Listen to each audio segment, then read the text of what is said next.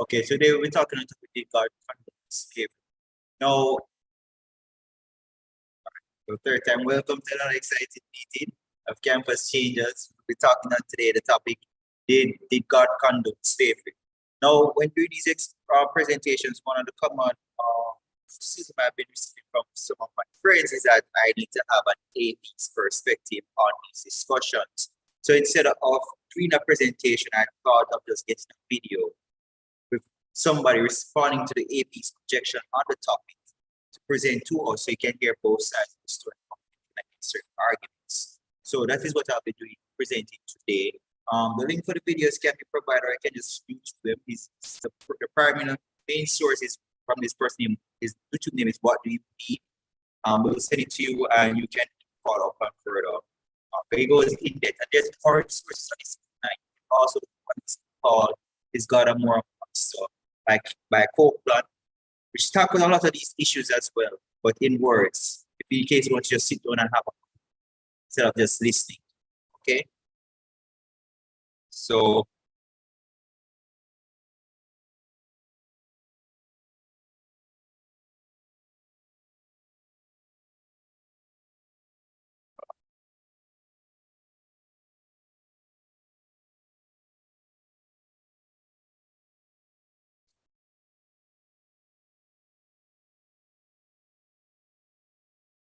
hold on for a second, get the video.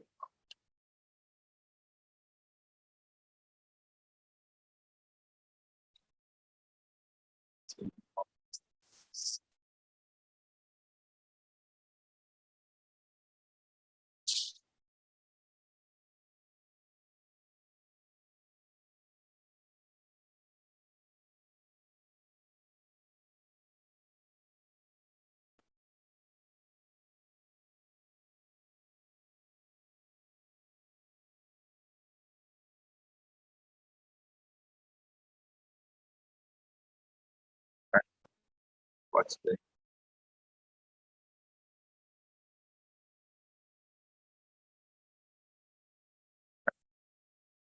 Cosmic Skeptic recently put out a new video called How Hold on.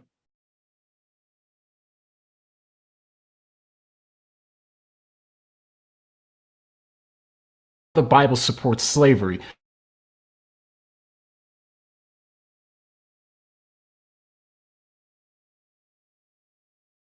And in the video, not only does he argue that the Bible does support slavery, but it's that bad kind of slavery, like the slavery that we saw during the American slave trade. So I recently did a video talking about the first argument that he made in this video, knowing that I would probably end up having to do a follow-up video if enough people demanded it. A lot of Cosmic Skeptics fans echoed the same thing that this commenter did when he wrote, "Pretty weak argument. Most..." Sorry, just confirm that you guys are hearing online.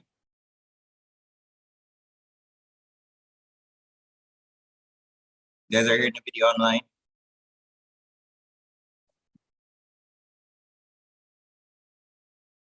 So what the Cosmic Skeptic had to say was not even addressed, and I think we all know why.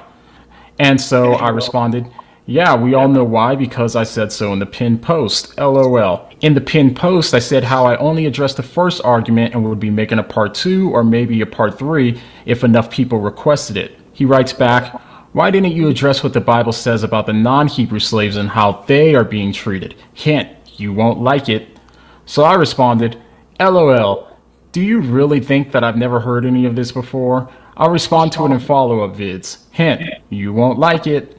So, by popular demand, I'll be responding to the remainder of the points in Cosmic Skeptic's video. Now, I usually don't do this type of video because I don't typically like when people critique videos by responding to every single thing the person said, because then their bad points get all mixed into the wash. But in this case, because enough people said it, I think I'll go ahead and proceed forth with it. So with that being said, relax and hang tight, because this is going to be a good one.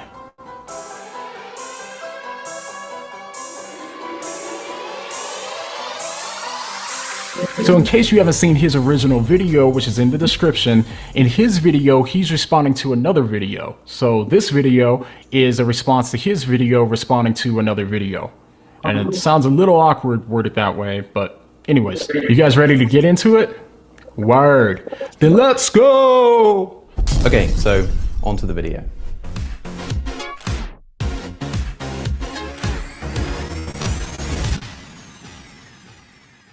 Hey everyone, my name is Alan Parr. Thank you all so much for visiting my channel. Here on The Beat, we release a new video every single Tuesday, and today we are answering the controversial and many times misunderstood question, does the Bible support slavery? And so what I want to do is I want to give you 7 facts and show you how slavery in the Bible was very different than the slavery that was practiced in our country. So this should be our first cause for concern. The video begins by suggesting that we're about to hear an argument that the Bible doesn't support slavery, and yet we're now being readied for, instead of here is proof, unequivocal proof that the Bible condemns slavery, rather something more like, well, slavery is supported in the Bible, but it's a special kind of slavery that isn't all that bad. Obviously, this hasn't been explicitly said yet, but I want you to pay attention to the language being used here. Consider this question throughout the video. Are we being offered proof that the Bible does not justify slavery? Or are we being offered an excuse for the fact that it does? All right, so to start, giving context and clarifying terms is not the same thing as making excuses. We'll see what happens throughout the video, but just note that either Cosmic Skeptic is right and Parr is just making excuses. In that case, then Parr is guilty of acting as if there's a relevant distinction between biblical slavery and non-biblical slavery when there really isn't. Or Parr is given relevant distinctions that are significant and also given context, in which case Cosmic Skeptic would actually be guilty of acting as if there are no relevant distinctions when in actuality there are. So who is the guilty offender here? We'll see. Number 1, God did not create slavery, but rather he regulated it. Okay, would it be cheap of me to point out that Christians believe themselves to be in absolute subjection to the divine, and so yes, God literally did invent slavery, himself being the first and eternal slaver of mankind? Perhaps, but it's an important point. God did in fact invent the concept of the ownership of human beings, since he himself has an absolute right and authority over our lives. Okay, stop right there. Now, right off the bat, we have a pretty bad argument. So first off, willful submission is not the same thing as slavery. This seems pretty obvious. I willfully submit to my wife and I willfully entered into marriage with her, but that doesn't mean that I'm a slave. Now, I've already responded to this argument in the previous video, but let me just add another quick thought here. So let's be clear on his argument here. He states that God is a slave owner because he has a right and authority over mankind. But if you have children like I do, you also have a right and authority over them. But that doesn't mean that you're a slave owner just because you created them. I mean, but okay, I'll play ball. So let's just go ahead and grant that. If you have a right and authority over people, then that makes you a slave owner. But just as my kids can grow up and move out and they can choose to separate from my love, my guidance, and my protection, we can also choose to separate ourselves from God's love, guidance, and protection. That's actually what hell is according to the Bible. And it doesn't even matter what view you hold on hell. All of the views that I know all agree that hell is separation from God. So even on his argument, a person can still choose to separate from God if they wish. This is, of course, not the kind of slavery being discussed in the video, but if anything, this even more undeniable type of slavery propagated in the Bible is even worse than the kind apparent in the slave trade. At least when owned by a human being, there's always a chance of redemption, changes in the law, escaping to freedom, or at the very least death, if it's decided that no life is better than one spent in bondage. This is all possible in something like the slave trade. Not so much with the ownership of human beings by God. There is no escape. There is no chance of a change in the law. There is no appeal, and there is no death. Now, I can already hear you. Alex, don't be such a melodramatic Hitchens impersonator. God isn't a slave owner.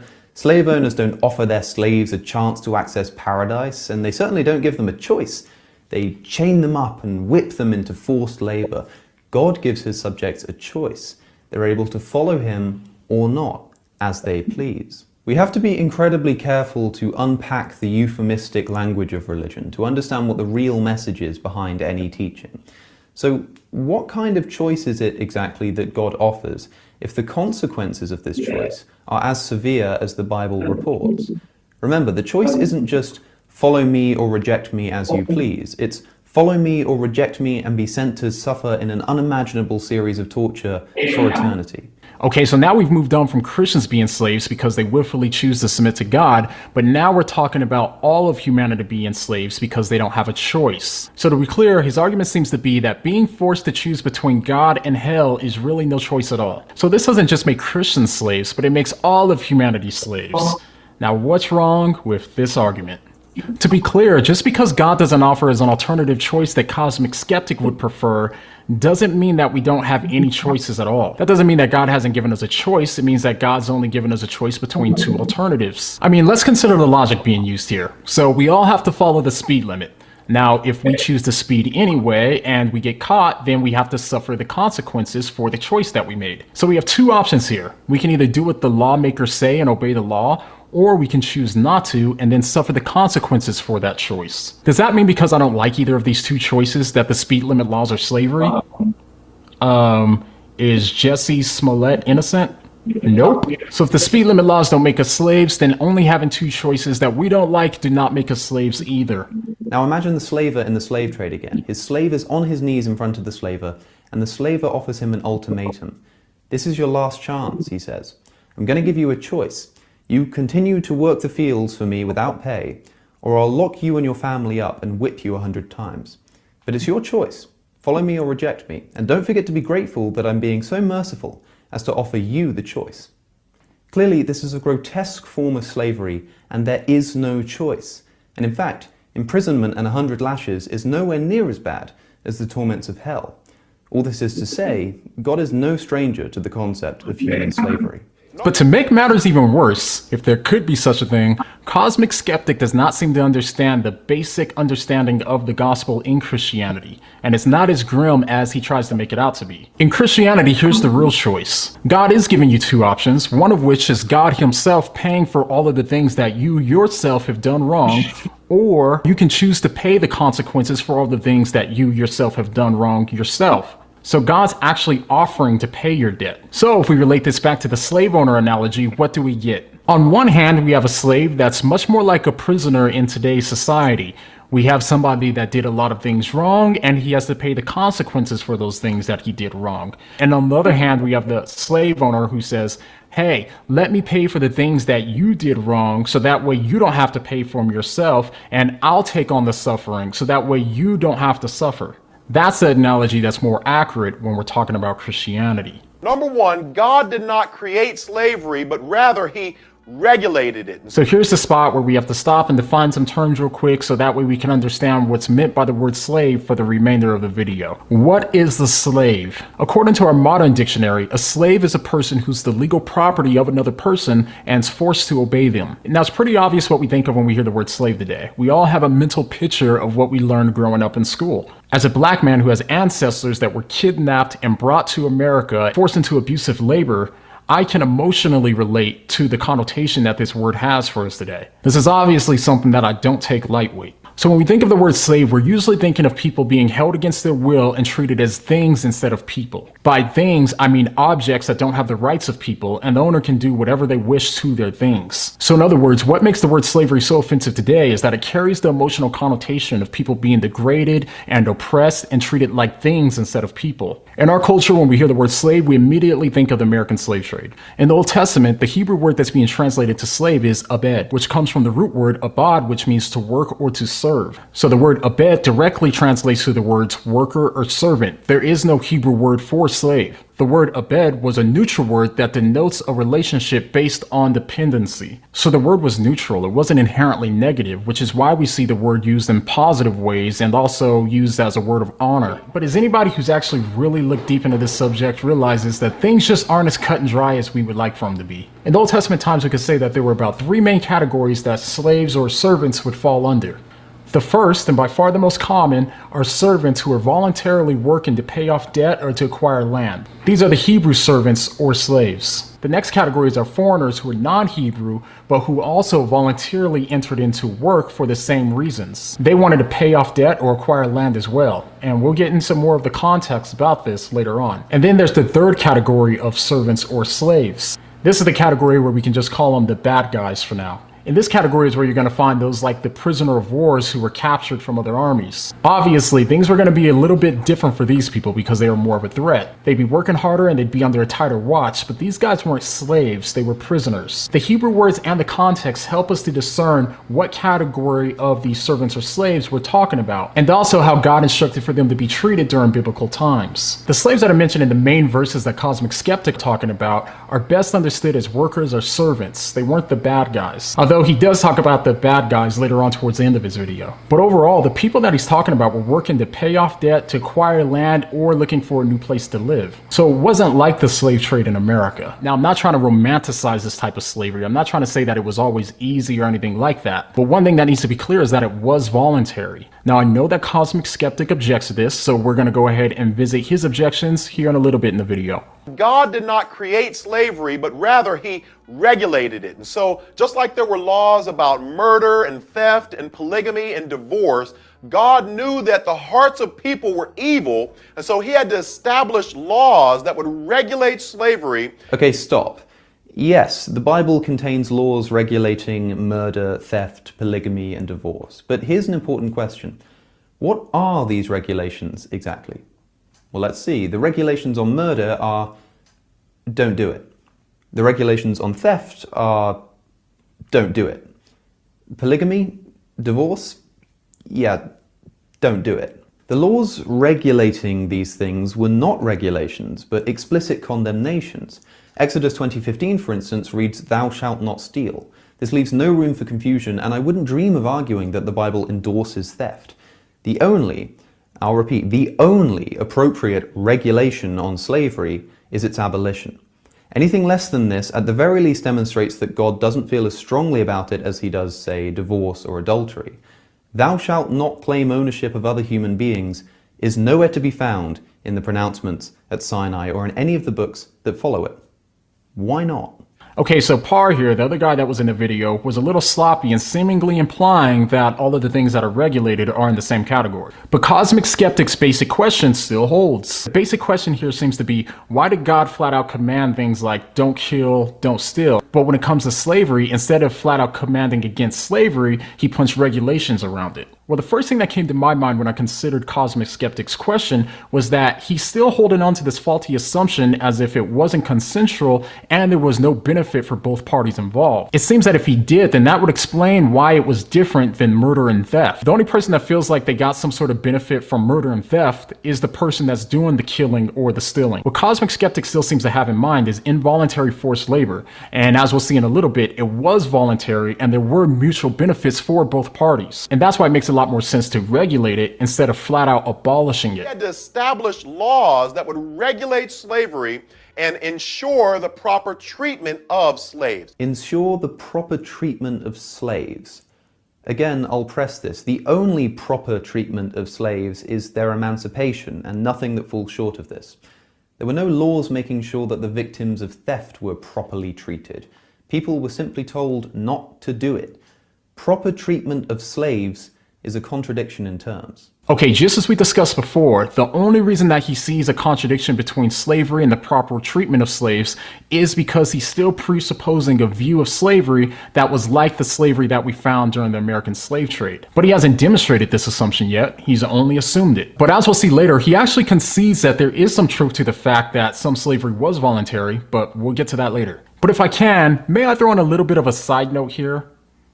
Cosmic Skeptic is a moral subjectivist. He made a video a while back about how morality is just an opinion, and he also had a debate on this with my friend Michael from Inspiring Philosophy. In the debate, Cosmic Skeptic argues that there isn't anything that's objectively right and wrong. By the way, objective here means morality that's true for everyone and morality that everyone is bounded to. So when he seems to insist that there's only one proper treatment of slaves and that everybody ought to follow it, even God apparently, then he's instantly discredited his own views inside of his own worldview. And this is no minor slip up either. This is a huge problem when he claims that there's only one proper way to treat slaves inside of his worldview, where all views and all ways to treat slaves are inherently equal. And so the very fact that there is a law about it at all indicates that God did not approve of it, and it wasn't his perfect will, because God did not establish laws to regulate or limit good, only to regulate evil. This is quite embarrassingly ridiculous. We know God didn't approve of slavery because he made laws regulating it. Think about that for a minute. During the time of slavery in the USA, there were many laws regulating the slave trade regarding movement, punishment, education, and other treatment of slaves. Does this in any way justify the practice or indicate that the US at the time was actually anti-slavery just because they had regulations? Of course not. Also, let's not pretend like God doesn't regulate all sorts of things that he approves of as well, like worship and marriage and sex and other things which show that God regulating a certain practice doesn't indicate that he opposes it, just that he wants it to be performed in a certain way. Again, what is indicative of him opposing something is an explicit condemnation of it, which he doesn't provide for slavery, only regulations. And again, the only appropriate regulation for slavery is its abolition. Okay, here I actually agree with the general point that Cosmic Skeptic is making. If Parr wanted to justify his point, then he would have needed to establish more steps to get to his conclusion. I'm not saying that Parr is wrong here per se, but in order for Parr to make his case, he needs to have more points showing when regulating means disapproval. Further, notice the flip-flopping here. Earlier, like we discussed, this guy was saying that slavery in the Bible isn't what it was in the USA. It isn't like the slave trade. The word meant a different thing back then. And this indicated that the Bible does condone slavery, but that that's okay because slavery didn't mean what it does today. But now we're hearing from this guy how the Bible apparently doesn't condone slavery, implying that biblical slavery was the bad kind of slavery as we do know it today. In other words, we're first being hit by slavery is condoned, but it meant something different back then. But when this fails, when someone points out that actually this was the evil kind of slavery, the narrative is completely switched up, and it's instead argued that slavery isn't condoned. This is indicative of that characteristically religious style of arguing that's more concerned with defending its conclusion and saving face than it is with actually analysing the ideas in question. The apologist will quickly change up their argument and subtly contradict their previous thoughts if it means that they can avoid admitting that they might be mistaken, or worse, God forbid, that the Bible might be mistaken. Okay, stop. My goodness. Stop. So here Cosmic Skeptic criticizes Parr for initially arguing that the slavery in the Bible is not the same slavery that was in the West, and then Parr switches his argument to say that God isn't cool with slavery either. But did you catch that? Did you see what happened? If you notice, Cosmic Skeptic starts off by recapping Parr's argument, but then he inserts something into his recap that had nothing to do with Parr's argument. Cosmic Skeptic reframed Parr's argument, and then he said, when this fails, when someone points out that actually this was the evil kind of slavery, the narrative is completely switched up. Now, I agree that Parr did switch up his argument, but what Cosmic Skeptic is implying of him isn't true at all of what Parr did. There is no one pointing out this kind of slavery which caused Parr to change his position. Cosmic Skeptic just inserted some fictional character into his recap, and then he went on to say, see, this is what theists do when you press them. In Parr's video, Parr did switch gears for his own reasons, but those reasons were not in reaction to some non-theist interlocutor. It's not as though Parr were responding to Cosmic Skeptic or anyone else putting pressure on him. So, Cosmic Skeptic, that was smooth, and I'm sure it worked on some, but it wasn't smooth enough, homeboy. Now, I do hope you realize that there are a lot of parts of the video, so make sure that you're in the playlist. I have that link down in the description, and so that way you can catch all of it, because all of these are going to tie together in some way, so you have to watch them all. So if you're not already in the playlist, go ahead and click right here. I'll see you guys over at the next video. And, oh yeah. What do you mean?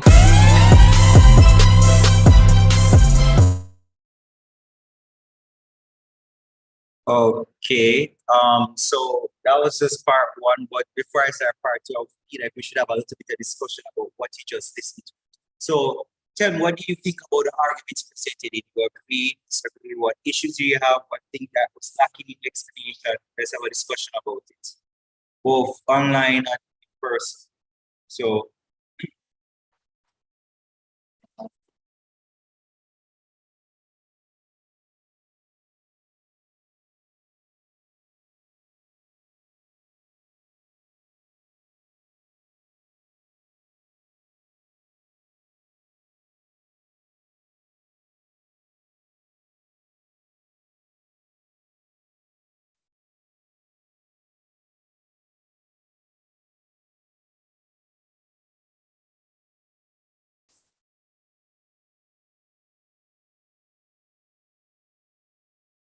right, that's actually part. Yeah, that's the part. This was just an introduction. So, all right, but yes.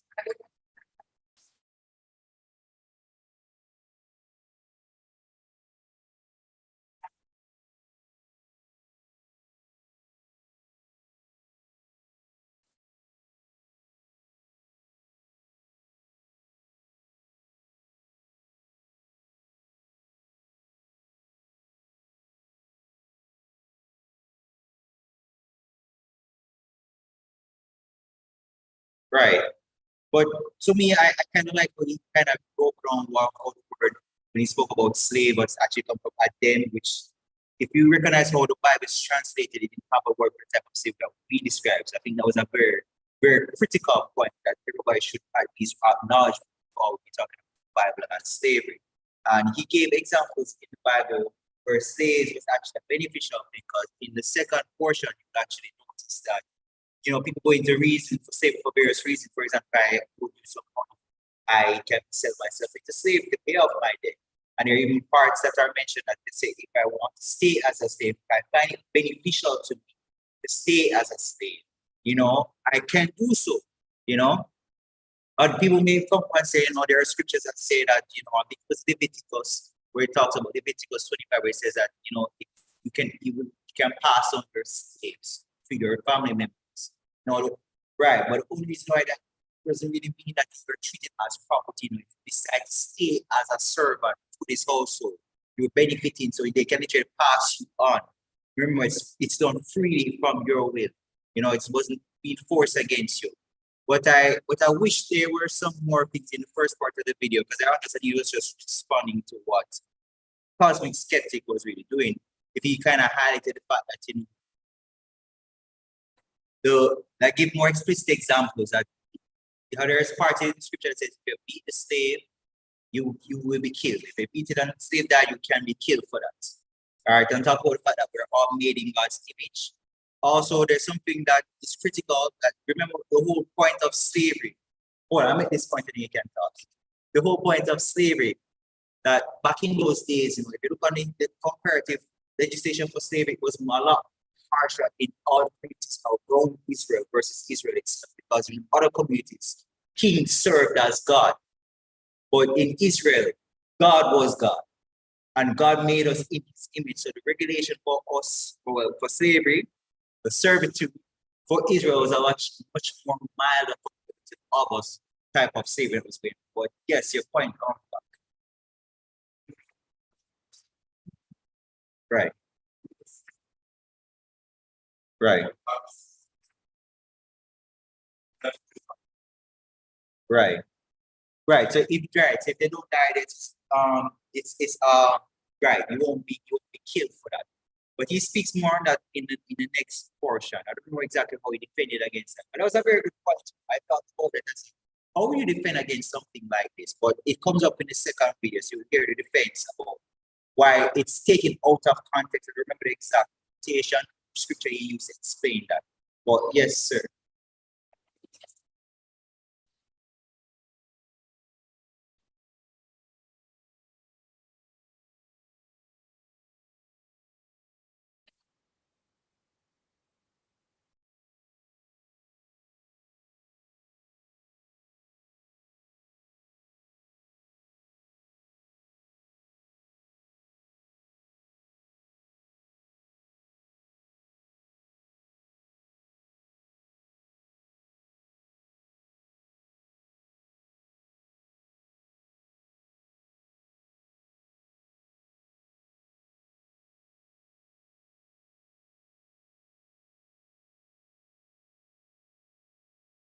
Right. And there's even, sorry, you definitely the next point.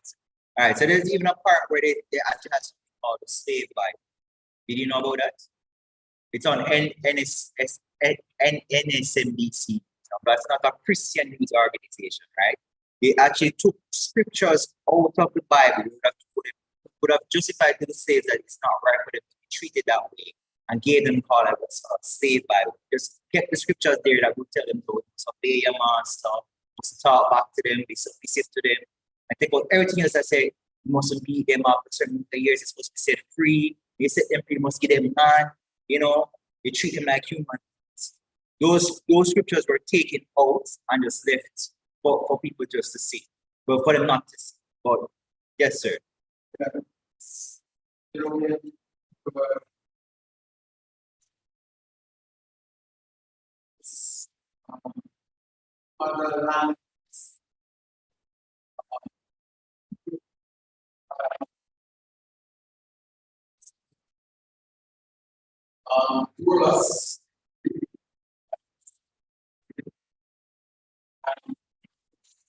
Right.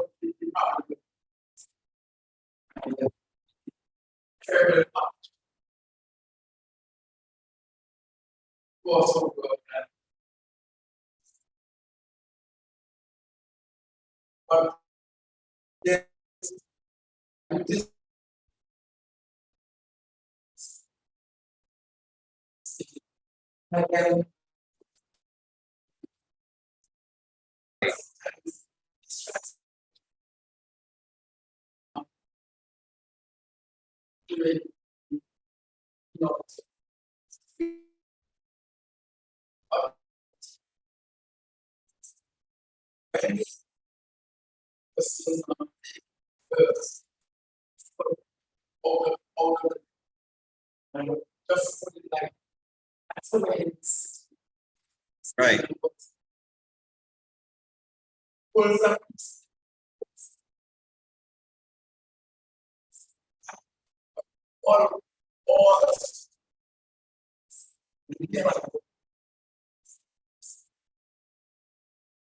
Right.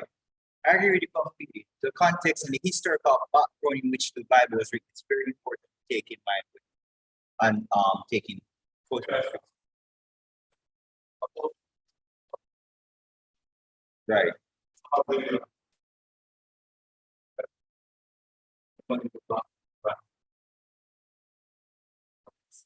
Right. So he did break them down into you have Israelite slaves, you have foreigner slaves, and you have prisoners of war. All right.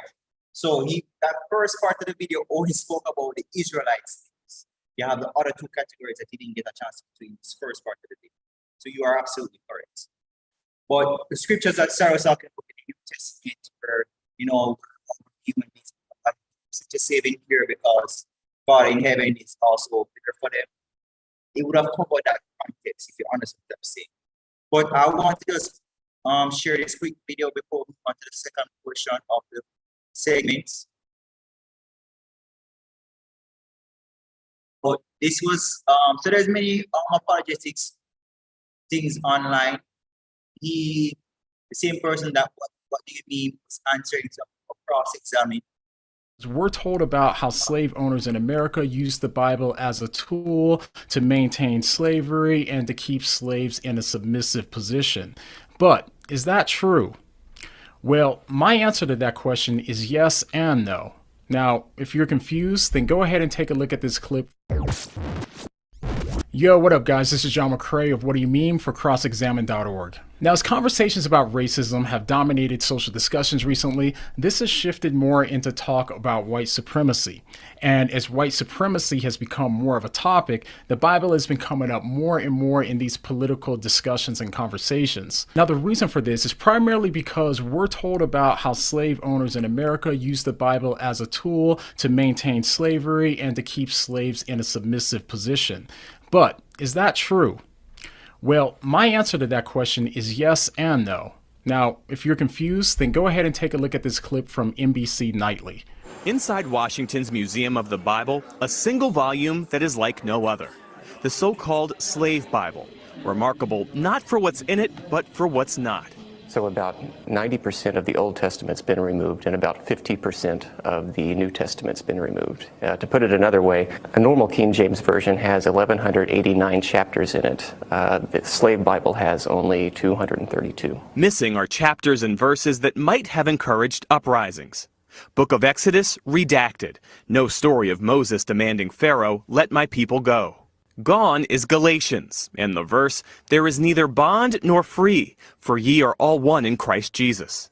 And no Jeremiah. Woe unto him that useth his neighbor's service without wages. What they've left in are verses such as Ephesians 6:5, which is the famous verse, slaves, be obedient to your master. Looking at this Bible, it's hard to tell that anything's been taken out of it.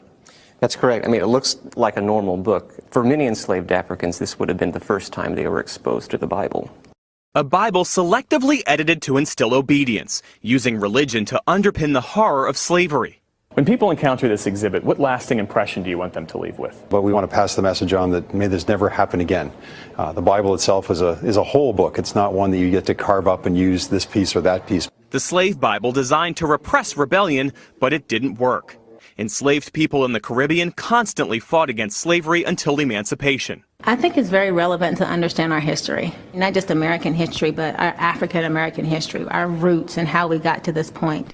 So, if you're a person that believes that the Bible supports and condones slavery, then you have to ask yourself, why is it that the slave owners would take out these large chunks of the Bible when they went against their cause? If it's so clear that the Bible supports and condones slavery, then why is it that they had to take out these small verses and passages out of context in order to spoon feed those verses to the slaves while keeping them ignorant on the rest of the Bible? It's almost as if they were too afraid for the slaves to read the Bible and then conclude that the Bible does not support slavery, doesn't it?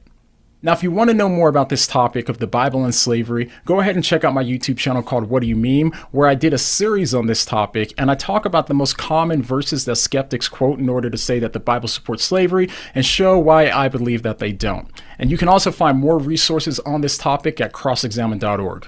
See you guys next time.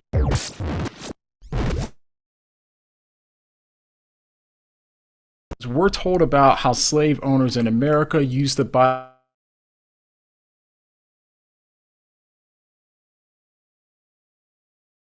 to push an agenda. Yes, sir. I shared a video. It's why you're not here. I shared it too. Didn't see it.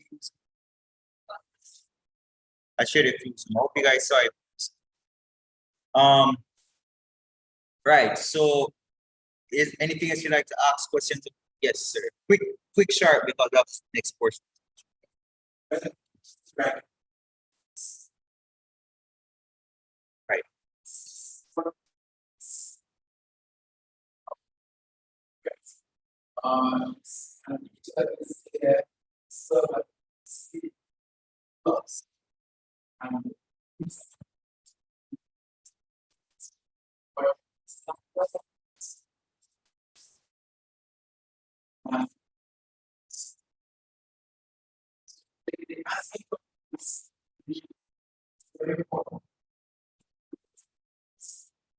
I agree 100%. So we'll go to part 2 of Cosmic Skeptic versus What Do You Mean? Debate on slavery. So we should be able to see it on Zoom and hear it on Zoom as well. So Welcome back to my channel and the second part of a 3-part series in response to Cosmic Skeptic's video called How the Bible Supports Slavery. In this video, we're going to be talking about what a lot of the critics of the Bible are convinced proves beyond any reasonable doubt that the Bible supports slavery. But in my mind, we haven't even got warmed up yet. So stick around to the end of the video because I'm convinced that today's video is only going to get better and better.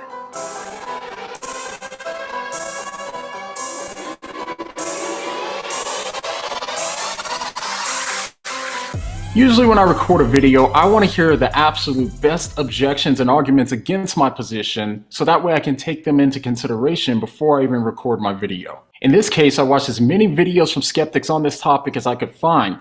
And what I found is that there's really only 2 main verses that skeptics use in order to justify their position that the Bible supports slavery. And that's when I realized that those 2 passages are the very best passages that they have in support of their position. So they really need those passages. They need them like a fat kid needs cake. They need them like Jussie Smollett needed the Obamas. They need them like I need Chick-fil-A on a Sunday. They need them like some online atheists need to call everyone who disagrees with them dishonest. And the beautiful thing is that Cosmic Skeptic's argument is no exception. In the video, he argued most of his position from those two passages, and those two passages are the ones we're going to be talking about today. So, are you guys excited? I know I am. Let's go!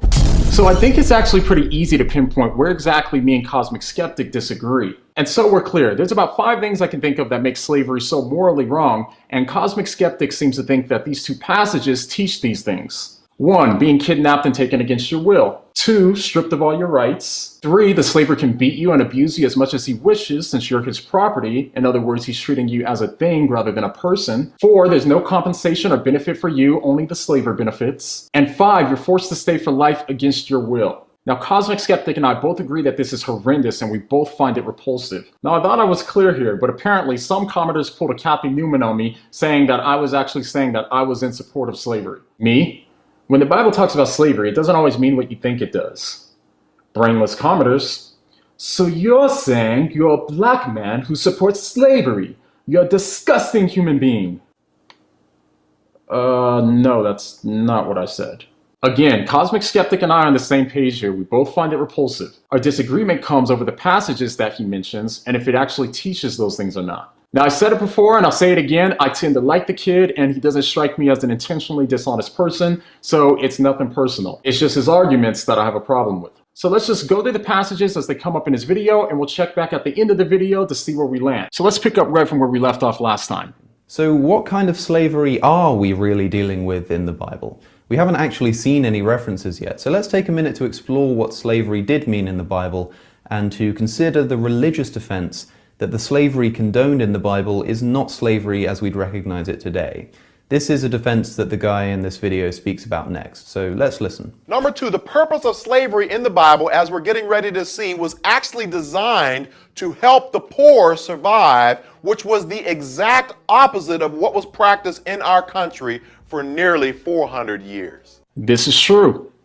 This leads me to my third point, which is that in the Hebrew culture, slavery was primarily volitional. So in other words, if a person was too poor to provide for themselves, or if they were in debt, they would oftentimes hire themselves out to someone who was richer who could provide for them or pay off all of their debt. This is also true. Slavery was primarily volitional. Okay, now I want you to think about something. What is the first thing you think of when you hear the word gay? And I know this is a really weird question, but just bear with me. Now, with that in mind, remember that we used to understand the word to mean happy. Back in the day, if you picked up a book on being gay, you'd be expecting something completely different than you would be if you picked up a book on being gay today. So would it be dishonest of you for you to tell somebody that the word gay means something different now than it used to mean? I don't think so. Not to mention, a lot of people use the word gay today to talk about things instead of people. The point is here, words are just signposts. In order to understand what's meant by the word, we first need to understand the context that the word is being used in. And this is true of all human language. And my position is something similar is going on when we read about slavery in the Bible. And I think Cosmic Skeptic would agree with me on this point as well. And that's why he spends a lot of time talking about the context. He's talking about what is meant by the word. The good news is this can actually settle me and Cosmic Skeptic's disagreement. Either the context of these passages supports his understanding or they don't. Let's keep going. Others would choose to be slaves to ensure that all of their basic needs were met by their master. Either way, slavery in the Hebrew culture was volitional. True again. Parr was factually correct on all 3 points. So now back to you, Mr. Cosmic. What say you? Okay, so there's a lot there and there's some level of truth to this, but let's actually analyze one of the most explicit references to slavery made in the Bible to see what we're really dealing with.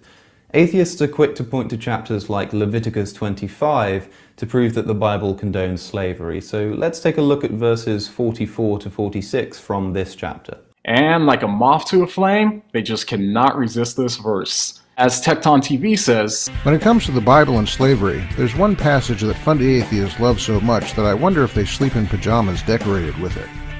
I'm talking about Leviticus 25, 42 through 46. But if this verse and the next verse that we're going to be talking about doesn't prove what they think it proves, then that means that the case that the Bible supports slavery is incredibly weak, because these verses are the absolute best that they could come up with.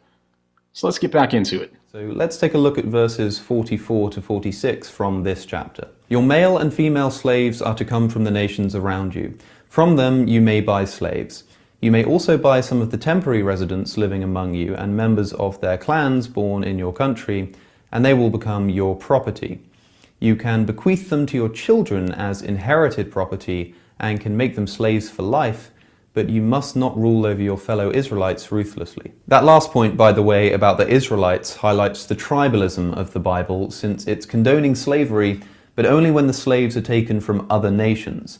Well, on the face of it, this verse surely does seem to support his point. As we'll see, he seems to believe that this passage proves the four following points. 1. That slaves could be kidnapped from other nations. 2. Foreign slaves can be treated as just property, meaning that they don't have any rights, the owner can abuse them, and the owner can do with them as they please. So in other words, foreign slaves are essentially things instead of people. 3. That foreign slaves were forced into becoming slaves for life against their will. And 4. That the Bible only condones slavery when it comes to foreigners. Now what's interesting is that I understand the passage in almost the exact opposite way. I don't think that the passage supports any of those points. So here's how I understand what's going on in the passage. So when we look at the Hebrew, the people that are mentioned in this passage are called the Toshab, the sojourners, and also the Gar, the foreigners. The Gar and the Toshab are people who come from another land who wanted to find refuge in Israel for one reason or another. Presumably for political reasons, economic reasons, religious reasons, such as they embraced Yahweh, or perhaps they ran away from or were exiled from their nation. So I understand that people in this passage sold themselves into slavery and were not kidnapped against their will. Nor was it commanded for them to stay for life. Instead, it was a permission. So how did Cosmic Skeptic and I come to such radically different perspectives on this passage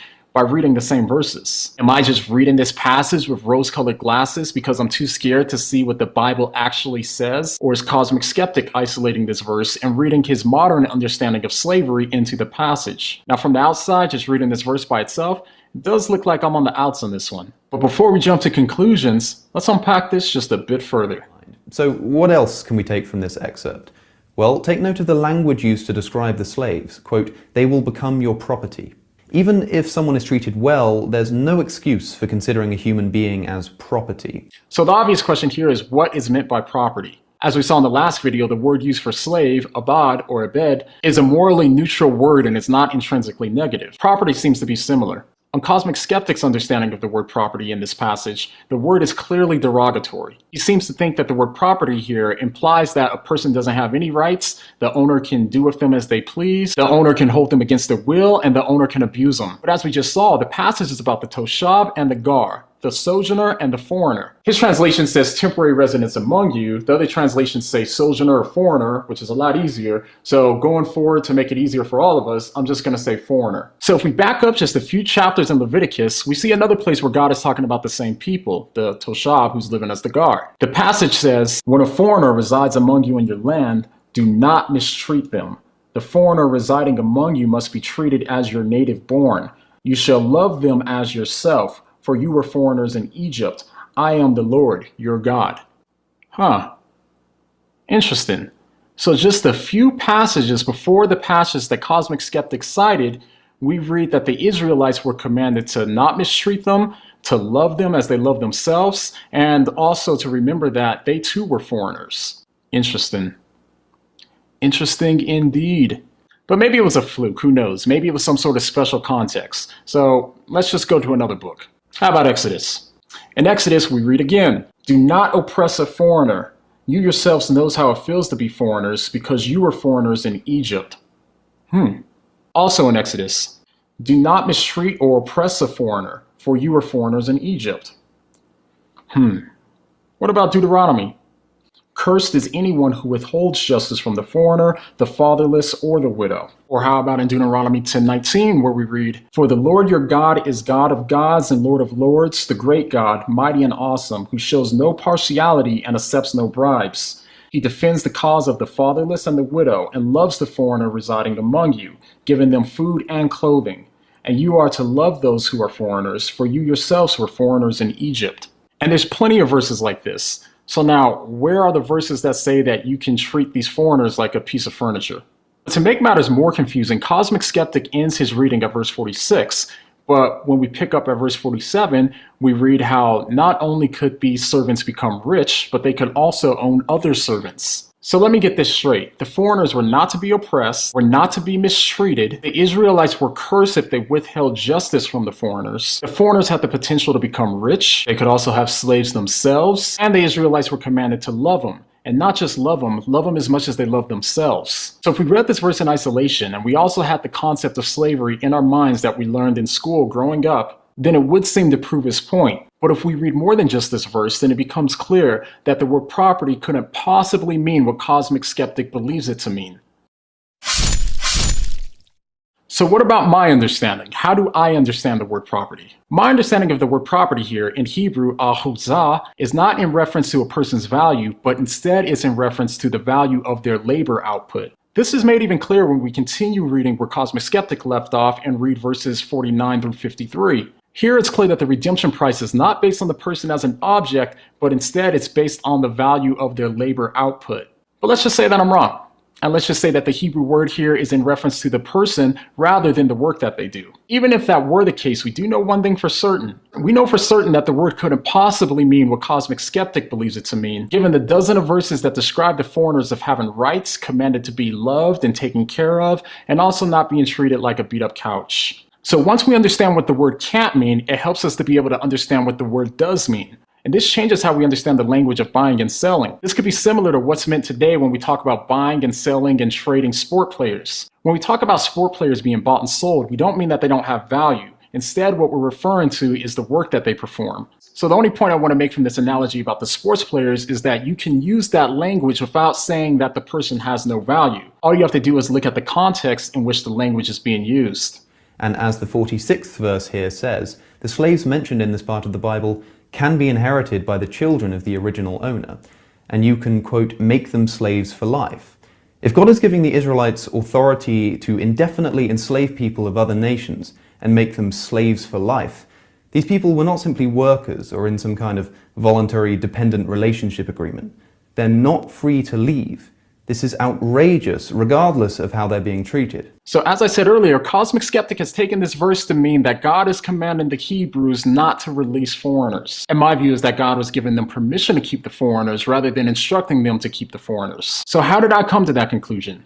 Well, I just took into consideration the context of what's being talked about. So here's what's going on here. This chapter is talking about the year of Jubilee. The verses right before the passage that Cosmic Skeptic quotes, in the passages, God is talking about the Hebrew servants working until the year of Jubilee and then being released back to their own land. And that the year of Jubilee, all debts are to be wiped free. It's like hitting the reset button on the economy. All debts are canceled and everybody goes home. So then the question arises, how does this work for the foreigner when they don't have any land to go back to? Well, if most or all of them couldn't go back home for whatever reason, then it seems that God's given them the permission to stay permanently if they wish. Notice the language here. Is God commanding them to stay for life? In the passage, God is saying you can or you may. He's not saying that you must or you shall. This seems to be given permission. It's not like earlier when we read in Leviticus where God commanded the Israelites by saying, you shall love them as you love yourselves. In my survey of the words toshab and gar, there's only a few times when there were exceptions for the foreigners, and in those times it was directly related to the land. So it had nothing to do with race, it was about the land.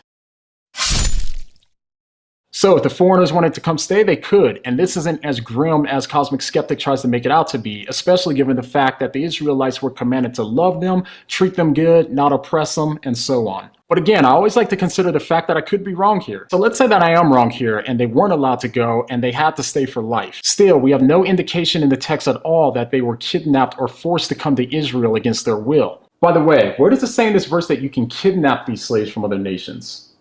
Take a look. I don't see it. Do you? In fact, there's other verses that give the death penalty for stealing people. The only way that this can even seem like a possibility is if we have the modern idea of slavery in our minds when we're reading this passage. So if I was wrong and that was the case, then it seems that the foreigners are being offered, you can come to Israel, but you have to stay permanently. Not to mention, in Deuteronomy we read, you shall not give up to a master a slave who has escaped from his master to you. He shall dwell with you in your midst, in the place that he shall choose within one of your towns, wherever it suits him.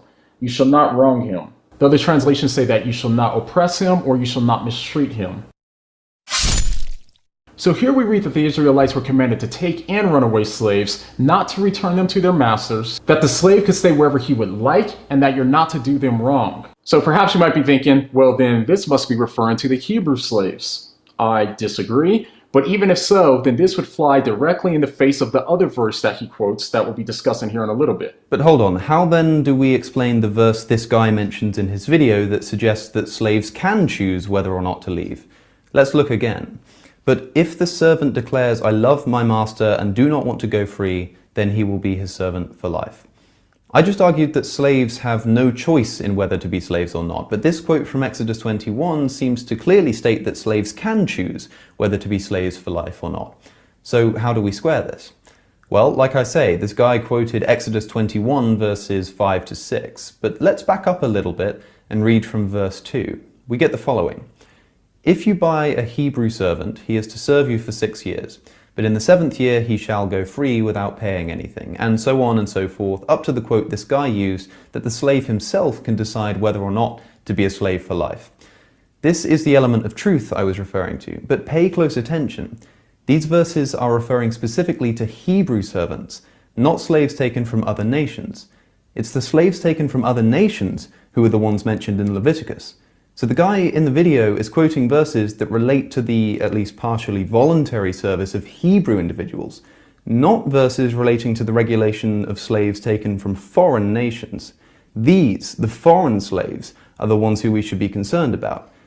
He's quoting regulations about the wrong people. This is a prime example of the Bible being taken out of context. And I don't just mean the context of the time it was written or something like that, but the context of the very sentences within it. First off, Parr is talking about slavery overall, as almost every skeptic I've ever heard talk about slavery does. From what I've seen, the skeptics always quote two verses, Leviticus and Exodus 21. For Cosmic Skeptic to make it appear as though Parr had Cosmic Skeptic's distinctions of the Hebrew and the non-Hebrew Israelite in mind goes back to what we talked about in the last video. Cosmic Skeptic is still assuming that Parr is in some sort of imaginary debate with them. But even if we ignore this and only talk about the Hebrew servants mentioned in Exodus 21, we've still got problems. How were these servants treated? Well, let's take a look at one of these regulations, shall we? Exodus chapter 21, verses 20 to 21. And this verse comes just after the one the guy quoted in the video regarding Hebrew servants.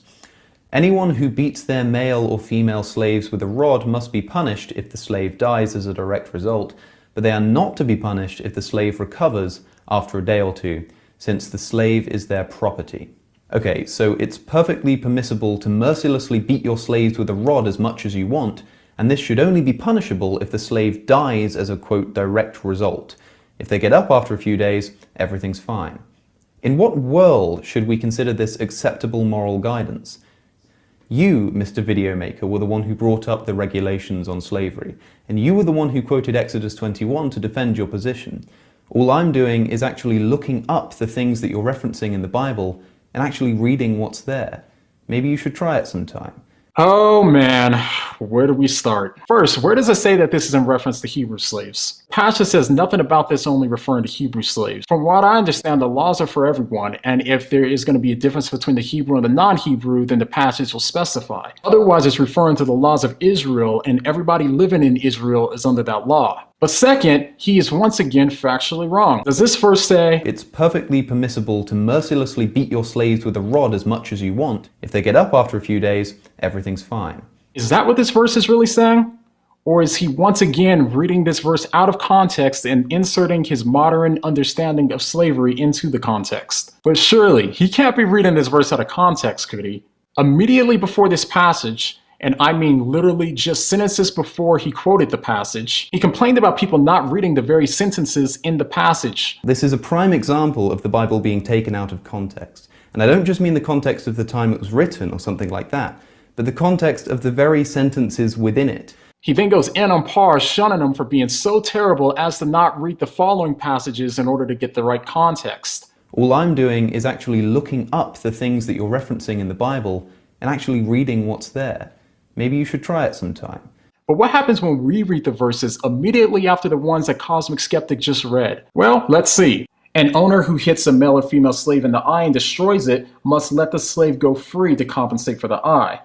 And an owner who knocks out the tooth of a male or female slave must let the slave go free to compensate for the tooth. So what we've learned here is that a slave can go free if he's abused. So it's just wrong to say that he can be beat mercilessly and be forced to stay. The very thing that he condemned Parr for is literally the exact same thing that he himself is guilty of. You just can't make this kind of stuff up. If he actually took his own advice and just read the next few verses, then he would understand that what he took from the verse 20 and 21, and I quote, "It's perfectly permissible to mercilessly beat your slaves with a rod as much as you want, and this should only be punishable if the slave dies as a, quote, direct result.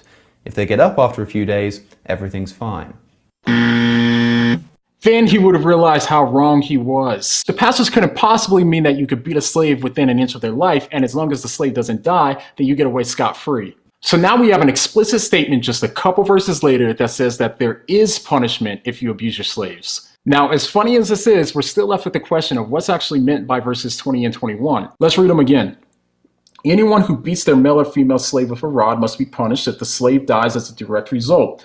But they are not to be punished if the slave recovers after a day or two, since the slave is their property." The word being used here for punish is nakam, which is specifically talking about the death penalty as it does every other time in the Old Testament. So all this passage is saying is that if you kill a slave, then you get the death penalty. You take a life, you lose a life. A life for a life. Uh-oh. Is he pulling a Kathy Newman on the Bible? Bible. You kill a slave, you get the death penalty. Cosmic Skeptic.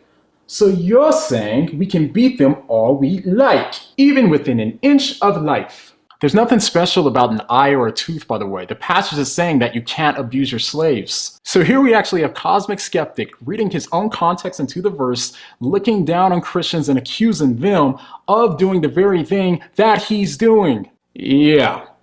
But really, Cosmic Skeptics still seem to miss the commonsensical fact that if you hurt or kill your slave, you don't benefit. You lost your worker, now you have to do all of the work yourself, and you don't get paid. You don't win in that situation. Now, once again, recall what we read earlier in Deuteronomy about the runaway slave. If you remember, the Israelites were commanded to take in the runaway slave, not to return them to their master. The slave could stay wherever he would like, and you're not to oppress them, mistreat them, or do them wrong. So if this passage applies to the Hebrew slave rather than the non-Hebrew slave, then this flies directly in the face of the argument that you can beat your Hebrew slave as much as you like and they have to take it as long as they survive. But if the Hebrew slaves were commanded to just take a beating, as he seems to argue for, then why is it that the Israelites were commanded to take them in and care for them if they ran away? Why were they commanded to not return them to their harsh masters and not oppress them, mistreat them, or do them wrong? Looks like they had a way out if they wanted. They could literally go wherever they wanted to go. So at this point, you might be saying, well, then this verse must not apply to the Hebrew slave. But if it doesn't apply to the Hebrew slave, then it would apply to the non-Hebrew slave, the one that we talked about in Leviticus 25:44 through 46. But if this is the case, it still seems to be at odds with the Leviticus passage as he understood it. He understood the passage to be a command that the foreigners could be treated like a dumpster and forced not to leave. But again, if this is true, then why were the Israelites commanded to take care of them, not to return them to their masters, let them live wherever they would like, and not to do them wrong, mistreat them, or oppress them? If they truly were forced to stay for life, then you would think that they would be punished for running away. But even at that, they're commanded not to oppress them or mistreat them. And that flies directly in the face of the view that the foreign slaves could be oppressed and treated poorly. Once again, this seems to clearly argue against his understanding of the passages, and it seems to fit nice and smoothly with my understanding of the passages. But one more time, let's just consider the fact that I could be wrong once again, and he's correct on his understanding of both passages. So in his understanding, the Exodus passage says that you can beat your Hebrew slaves as much as you like as long as they don't die. And he understands the Leviticus passage to say that you can treat the non-Hebrew slave much, much worse. Think about that. Do you see the issue here? If you can beat a Hebrew slave as much as you want, as long as they don't die, and you can treat the non-Hebrew slave far worse than you can treat the Hebrew, then that would mean that you could kill the non-Hebrew slave, because that's the only thing that's worse than beating them within an inch of their life. But of course this isn't true, especially given all the passages that we read earlier about how you're supposed to love them and care for them and don't do them wrong, and to treat the non-Hebrews the way that you treat the Hebrews. So either way, even if we accepted his apparent misunderstanding of these passages, they still wouldn't be coherent argued in the way that he argues for them. And this is also consistent with the commonsensical fact that you do not hurt or kill your slave. If you hurt your slave, they can run away and they can go stay with someone else, and the Israelites are commanded to take them in and also not to do them wrong. If they get up after a few days, everything's fine. In what world should we consider this acceptable moral guidance? That's a good question. May I be so brave as to say a world where there's no moral absolutes, where all morals are subjective, where morals are illusory, and where they're just opinions? I'm talking about the world that Cosmic Skeptic himself believes that we live in. Imagine if your boss could beat you as much as he wanted as long as you didn't die. It's ridiculous. That is ridiculous. Keep slugging at that straw man, buddy. You're getting them pretty good. All I'm doing is actually looking up the things that you're referencing in the Bible and actually reading what's there. The lie detector test determined that was a lie. Now, if you think about it, if the Bible does condemn kidnapping people, treating them like property, abusing them, and so on, then it seems the Bible does flat out condemn the things that Cosmic Skeptic finds so repulsive about the slavery that he reads about in the Bible after all. You, Mr. Video Maker, were the one who brought up the regulations on slavery, and you were the one who quoted Exodus 21 to defend your position. All I'm doing is actually looking up the things that you're referencing in the Bible and actually reading what's there. Maybe you should try it sometime. You, Mr. Skeptic, are reading Exodus 21 to support your position. All I'm doing is reading them in context and reading what's there. Maybe you should try it sometime. So that does it for part 2. The next part is our final part of the series, in which we're going to be talking about the sex slaves and the racism that Cosmic Skeptic believes is approved in the Bible. So it should be a good one. Hope to see you guys there. So if you're not already in the playlist, go ahead and click right here. And I'll see you guys over at that next one. And, what do you mean?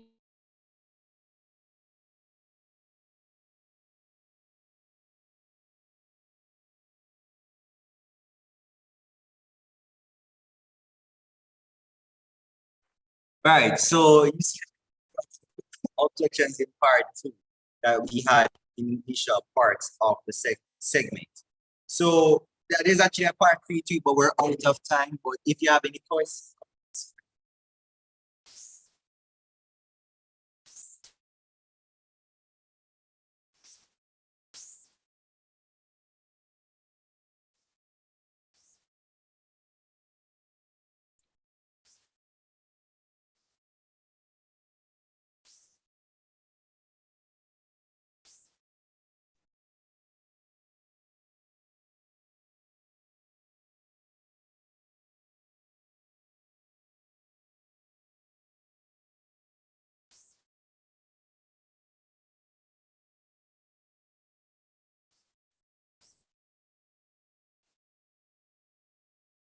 honest.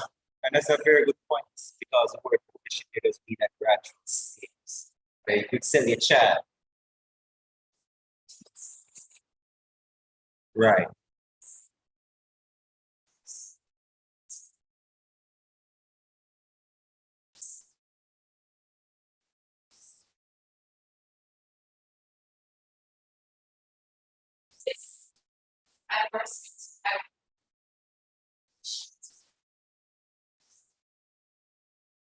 Right.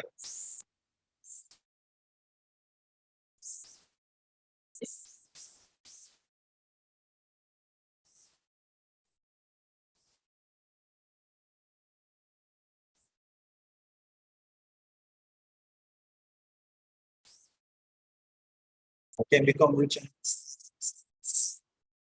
I mean, I think it's incredibly dishonest when you talk about slavery by the way. I bet you that never known before.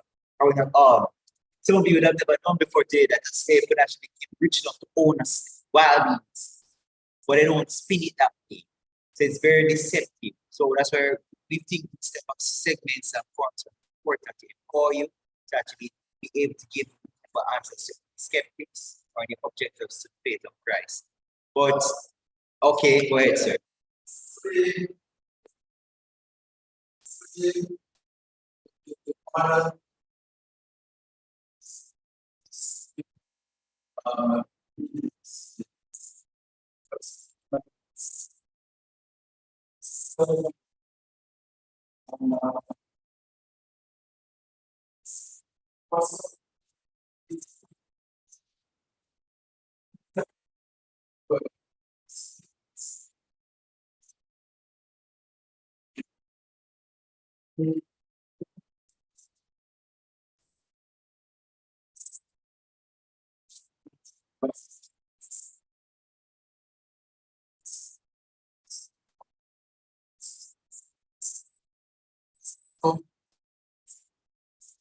Right.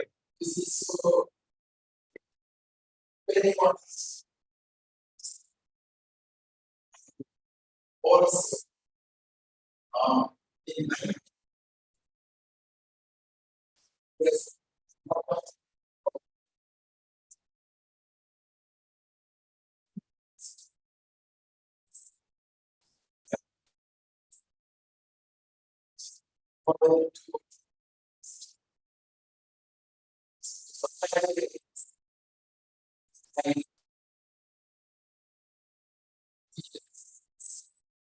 right.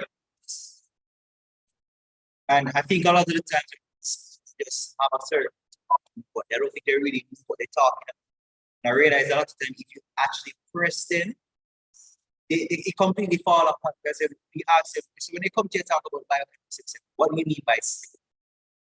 Ask them these questions. Ask them, so did you know that a slave could own a slave in the Bible and become rich?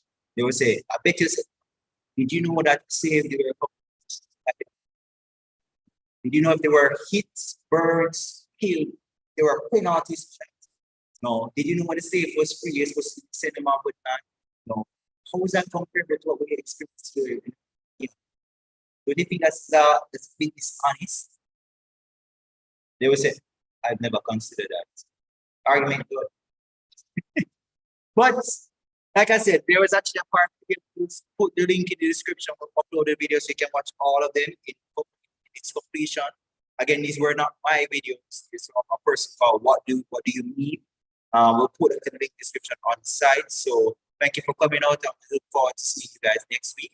Please look out for the next presentation by the Medside building, which I think email was sent out for everybody as well. Join Sarah on 6 before March. And I don't know the topic, but yes, purity, right? Purity. That's how it's.